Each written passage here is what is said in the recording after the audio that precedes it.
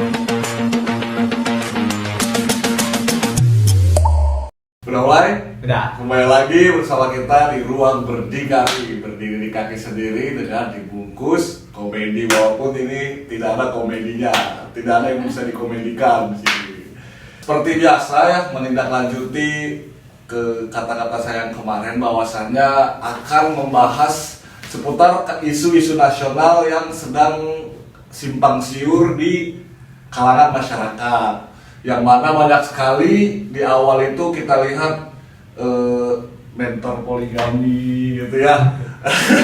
Dava ini salah satu peserta mentor poligami.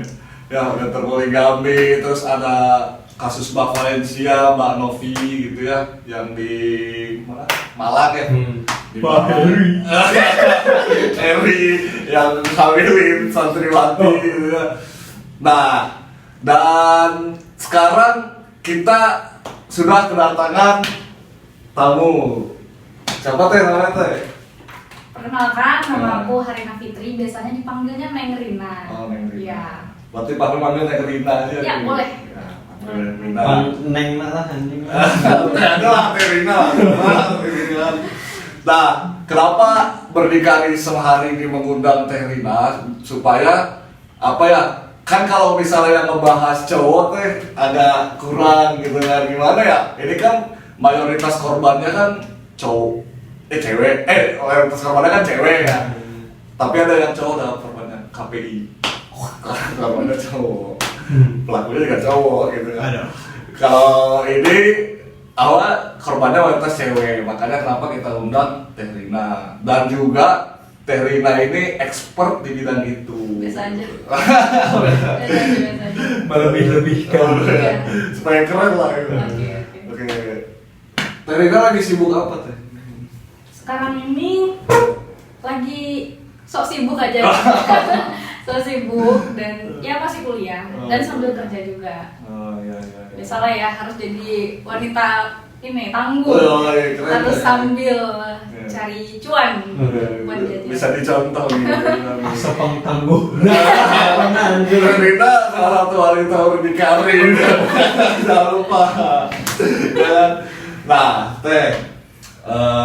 Tapi pandangan Teh Rina nih, kan sekarang lagi rame lah yang kita tahu Teh, bahwasannya banyak sekali korban di kalangan wanita. Mungkin para wanita-wanita yang menonton ini pengen tahu gitu, gimana tanggapan Teh Rina terkait isu-isu nasional yang berkembang belakangan ini. Oke, ini boleh langsung ini aja Boleh, ya, boleh, langsung boleh. aku ambil alih nih kamera. Enggak. Sebelumnya terima kasih banget nih ya buat Fahmi yang udah ngajakin aku kesini, karena aku juga jadi bisa sharing dengan teman baru ya kan di sini. Jujur kita juga baru kenal dan ini adalah suatu platform yang bagus buat kita menyuarakan ya hak-hak perempuan yang sekarang ini telah mati gitu ya. Kita ucapkan dulu innalillahi wa inna ilaihi raji'un atas matinya moral orang-orang Indonesia sebagian ya yang kita sebut oknum.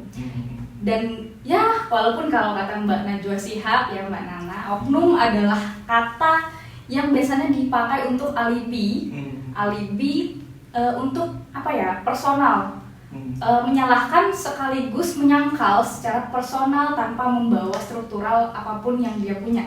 Misalkan kasus yang Novia, innalillahi itu ya, juga aku sangat berduka cita. Dan kemarin tuh Neng Rina sempet diskusi sama Gus Aan. Dan menurutku ya aku sependapat dengan Gus Aan bahwasanya Novia ini adalah pahlawan bagi perempuan-perempuan yang mungkin selama ini punya keluhan yang sama juga dan mereka nggak berani untuk mengungkapkan, untuk speak up. Dan menurut Gus Aan juga Novia adalah kekasih Tuhan, bahwasannya Novia itu mau mengorbankan nyawanya demi orang-orang itu tahu bahwasannya ini loh aku ada masalah gitu.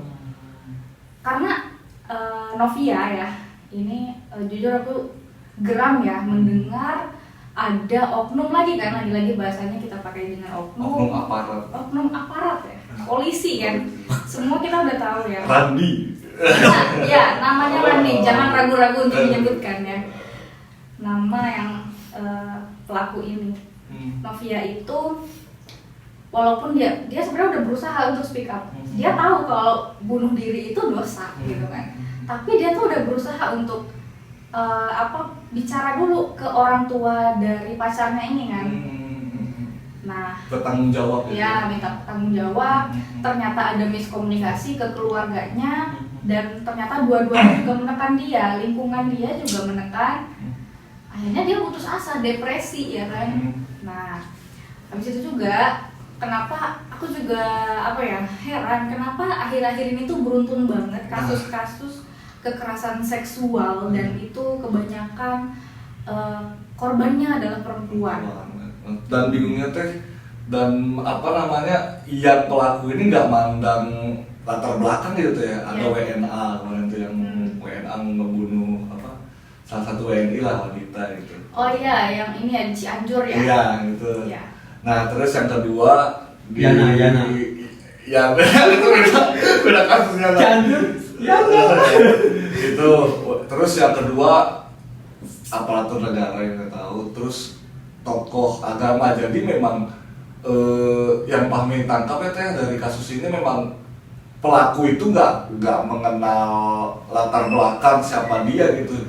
Kasus itu bisa terjadi oleh siapapun gitu. Ya, betul. Memang ya dulu banyak banget yang komplain orang-orang tuh, makanya kalian tuh kalau pakai kerudung itu yang lebar. Nah, makanya kalian pakai cadar biar wajah kalian tuh nggak mengundang syahwat. Makanya kalian pakainya tertutup dong, aurat kan muka dan tangan. Sekarang tutup semua tuh aja. Dan ya kita tahu ya, berita yang sekarang paling viral ini yang belakangan ini yang Heri Wirawan ya. Heri Wirawan itu santri 13 orang yang diperkosa dan 8 sudah lahir ya. 8 sudah lahir dan 1 diantaranya tuh 2 kali lahir. Dan aku benar-benar geram ya. Orang seperti ini tuh terlalu halus kalau kita sebut dengan kata kejam. Tapi orang ini tuh predator kekerasan seksual ya, dengan dalih agama gitu. Itu kan lebih parah ya daripada orang yang ya mungkin bekerja mungkin sebagai PSK gitu mungkin. Kalau kita bandingkan dengan yang dibalut agama, itu luar biasa jauh lebih parah lagi gitu. Dan jadi bingung gini teh, apakah si pelaku ini karena punya privilege gitu ya, maksudnya dia polisi, dia pimpinan yayasan atau segala macam, itu kayak punya satu power ya untuk semena-mena gitu teh kan. Betul. Sangat miris ya kalau kita lihat bahwasanya korbannya ini santriwati yang orang tuanya itu niat di pesantren supaya baik, supaya paham ilmu agama, malah dihamili. Ya betul. Itu geram sekali ya. Gini, gue pernah baca berita, ada katanya, si pimpinan ini katanya menganut sebuah aliran tuh yang membolehkan nikah mut'ah. Oke. Ya. Kontrak, nikah kontrak. Nah, dia menjalankan di situ, makanya dia itu. Dan dengan iming-iming katanya ntar dibiayain atau dan sebagainya gitu. Gue baru tahu. Tanggapan dari gitu. Nah, ya itu betul ya. Karena yayasan itu Tahfiz Al-Madani Kota Bandung Cibiru kan ya. Nah, itu memang yayasan khusus anak yatim dan itu gratis. Nah, karena itu bayi-bayi yang sudah dihasilkan itu ya. Itu kan yang baru ketahuan oleh media kan baru 13 orang. Dan itu ternyata masih banyak lagi korbannya, dan itu memang sengaja. Ini dari Kemenag juga ya infonya. Baru aku cari, dan bayi-bayi itu ternyata sengaja untuk mencari dana bos gitu. Karena kan ini kan yayasan anak yatim, tahfiz juga, dan pasti dana bos dan dana dari lain-lainnya pasti bisa masuk kan. Nah itu buat jadi daya tarik tersendiri gitu untuk ngumpulin dananya, dan dananya diputar ulang lah untuk menyewa apartemen, hotel seperti itu. Nah, untuk melakukan aksi bejaknya. Dan dengan dalih nikah kontrak itu. Dengan dalih nikah kontrak pertama. Terus katanya mau dibiayai sekolah kuliah sampai selesai anak-anak itu. Dan mereka lebih banyak kerjanya, lebih banyak bekerja ke ini ya, ke kiainya, ustadznya ini daripada ngajinya. Jadi ini pesantren lebih mirip kayak tempat perbudakan sih. Ya. Ini ditutup tadi. Sudah ditutup. Oh, ditutup ya. Kemenang itu sudah menutup. Cuman yang aku heran itu, ini kan kasusnya ternyata dari sejak tahun 2016 ya. Yang aku pertanyaan, MUI Kota Bandung itu kemana gitu. 5 tahun ya. 5 tahun loh. Dan memang katanya di berita juga MUI Kota Bandung itu sengaja menutupi berita ini karena demi melindungi nama baik pesantren, agar santri-santri tidak malu seperti itu. Dan menurut aku pribadi, sebenarnya menjaga nama baik itu nggak masalah. Yang masalah itu menutupi problem yang ada di situ, ya kan. Nah, nama baik itu bagus dijaga gitu, tapi masalah yang ada di situ kan jadi nggak selesai. Nah, di situ salahnya kenapa MUI diam saja gitu loh. Kemana ini selama ini tuh kemana aja MUI gitu. Aduh, ini apa ya? Kalau Fahmi anggap ini salah satu komplikasi tuh katanya. Komplikasi berarti ini rusak di mana-mana gitu ya. Jadi banyak sekali yang terlibat di sana dan ya cacat gitu ya. Dari itu yang MUI segala macam kan yang menutupi itu kan. Ibarat kata dia tahu ada tapi tidak mau melaporkan gitu. Kita mau bahas fikihnya atau mau apanya? Soalnya kan ada ya. Oh iya. Itu asbabun nuzul sebuah hukum itu dulunya ada gitu. Hikayat story-nya. Mungkin ntar dilanjut lagi ya. Tapi BTW panjang juga. BTW Terina ini keren gitu. Masalahnya masalah fikih wanita pun Terina tahu, makanya mampir ke channel Terina lah gitu. Lengkap ya tentang seputar wanita. Apa namanya? Namanya podcast Nengrina. Podcast Nengrina, mampir buat cewek-cewek, rekomen banget lah pokoknya. Nah, oke lah. Itu realita sosial yang hari ini berkembang di Indonesia gitu. Dan bagaimana seorang wanita atau seorang perempuan untuk mengambil sikap ketika ada indikasi yang akan menghantarkannya pada pelecehan seksual tuh harus seperti apa? Mau pelecehan atau kekerasan gitu ya, harus seperti apa gitu mengambil sikapnya, itu langkah pencegahan gitu. Oke, ini pertama banyak pihak yang menyalahkan perempuan. Kenapa perempuan itu diam aja? Kenapa perempuan nggak melawan? Dan wajar lah laki-laki itu terbiasa memimpin sesuatu, menjadi subordinasi gitu ya, dan kita selalu menjadi objek. Nah, alasan perempuan itu nggak punya wadah gitu, atau undang-undang yang pas gitu buat melindungi para perempuan. Sebenarnya ada undang-undang perlindungan perempuan dan anak, dan itu belum cukup gitu untuk melindungi perempuan yang faktanya semakin kesini semakin membludak gitu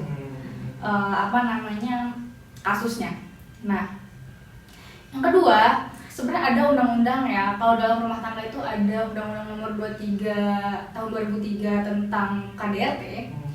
Itu memang sebenarnya cukup buat melindungi di dalam rumah tangga ya, kalau ada kasus kekerasan. Terus untuk di luar rumah tangga, di luar keluarga, itu kan kita harus punya juga nih. Semua sebenarnya di Indonesia itu banyak wadah-wadah yang mengajukan ke pemerintah untuk mengadakan sebuah undang-undang yang pro terhadap korban kekerasan seksual, yaitu RUU PKS yang itu prosesnya lama sekali, dan yang baru itu RUU TPKS. RUU TPKS ini rencana undang-undang tindak pidana kekerasan seksual. Dan ini tuh yang aku lihat juga di DPR ya, delapan nih ya, 8 fraksi, 7-nya setuju, dari 6-nya setuju, 2 diantaranya tuh yang satu menolak, yang satu menunda, dan yang satu yang menolak ya tahu lah ya siapa.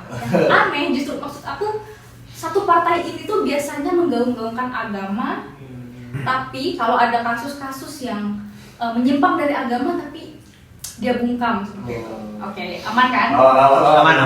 Oke. Aman. Nggak nyebut merek.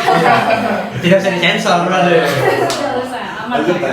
Nah, setidaknya kalau misalkan dari pemerintah nggak memberikan sanksi hukumnya, maka netizen Indonesia yang full power ya akan memberikan sanksi sosialnya juga gitu. Pertama, yang aku dapatkan dari WMN Narasi TV ya, yang bekerja sama dengan L'Oreal Paris itu, kalau kalian melihat ada orang yang mengalami pelecehan seksual di ruang publik, karena gini ya, menurut penelitian di Narasi TV, 91% perempuan di Indonesia yang mengalami kekerasan seksual itu mereka bingung mau mengadu ke siapa. Mereka nggak punya wadah untuk berlindung. Pemerintah nggak punya wadah untuk berlindung, padahal dari Komnas Perempuan di Jawa Tengah pun bilang kalau perempuan itu nggak selamanya menjadi objek laki-laki, bahwa tubuh perempuan itu di ruang publik sekalipun, bahkan di dalam rumah sekalipun, perempuan itu memiliki otoritas atas dirinya pribadi. Jadi kalau misalkan dia nggak terima, dia dilecehkan, dia seharusnya bisa dong melapor ke pemerintah. Nah, sedangkan undang-undang kita yang melindungi perempuan dari kekerasan seksual itu lama sekali gitu, masih ada saja ya fraksi yang menolak gitu. Nah, ada 5 tips ya, 5 tips yang bisa para netizennya kita semua lakukan ya. Kalau kita melihat orang yang terkena pelecehan seksual, yang pertama itu dilaporkan. Yang pertama dilaporkan. Yang kedua itu ditegur. Sebenarnya dilaporkan ini harus kenapa ini dilaporkan sih aku sebut pertama? Karena ya nggak usah bertele-tele langsung 5. Sebenarnya kalau udah bisa melaporkan ya kita langsung laporkan aja gitu kan. Seharusnya yang pertama itu kan ditegur, tapi aku simpan ini di pertama. Yang kedua ditegur. Yang ketiga itu dialihkan gitu. Yang keempat itu ditenangkan. Kalau kita udah ketemu sama korbannya itu ditenangkan. Dan yang kelima itu didokumentasikan. Itu 5D yang kita gaungkan untuk salah satu cara lah ya buat kita berlindung diri. Dilaporkan, ditegur, terus dialihkan,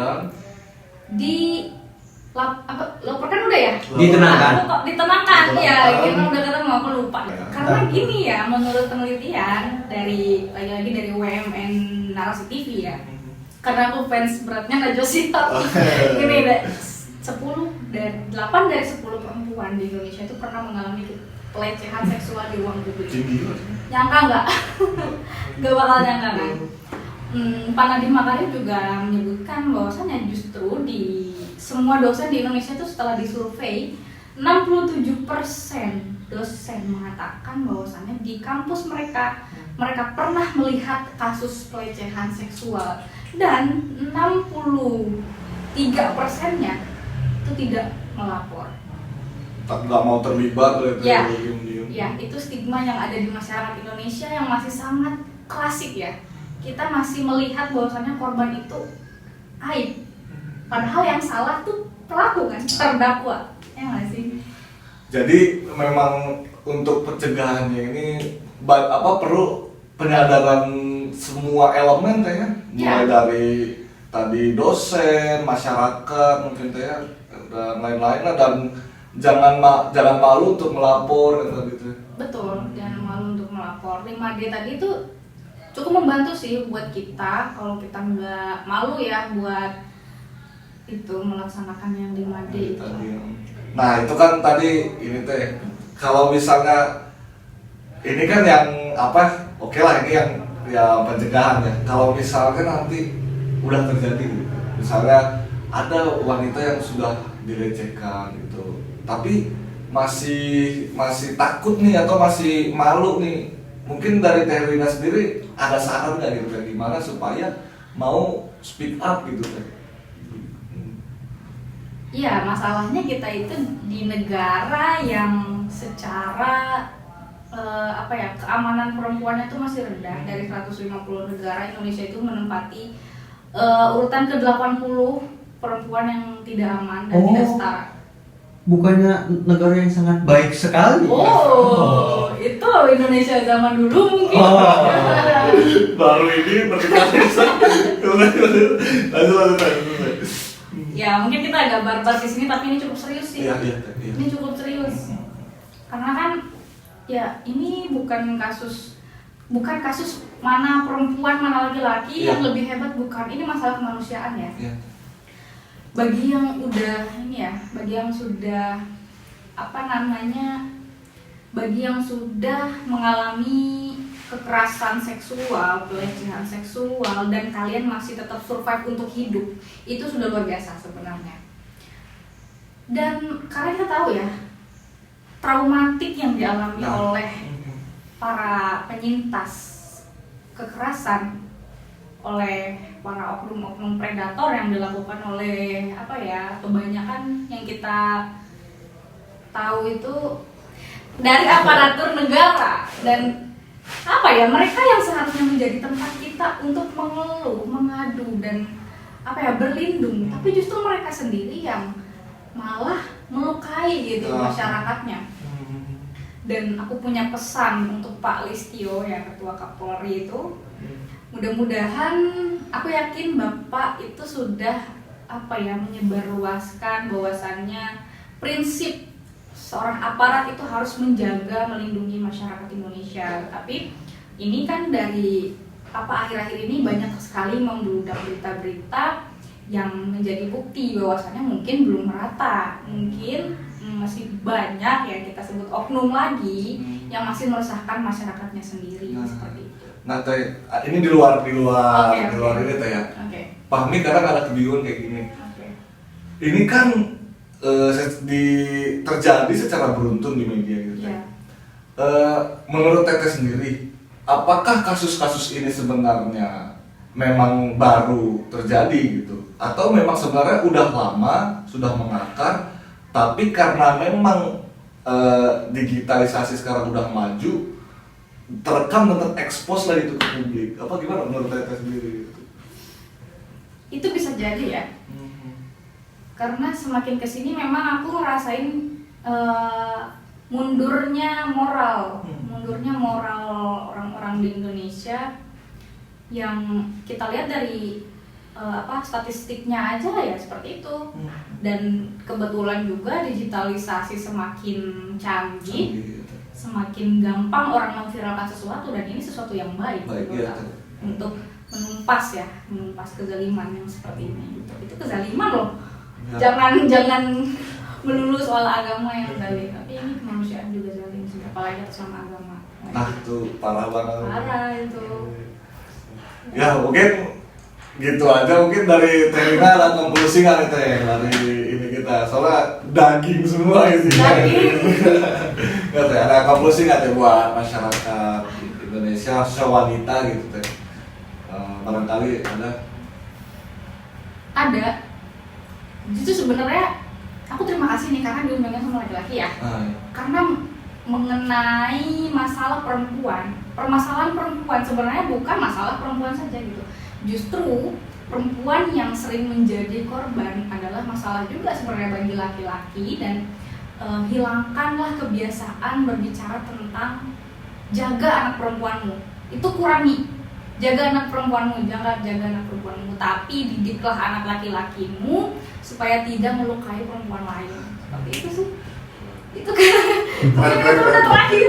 Itu mungkin keren banget lah, pokoknya jangan lupa pantengin juga IG Teh Rina boleh di follow yang Instagramnya Harina_Fitri.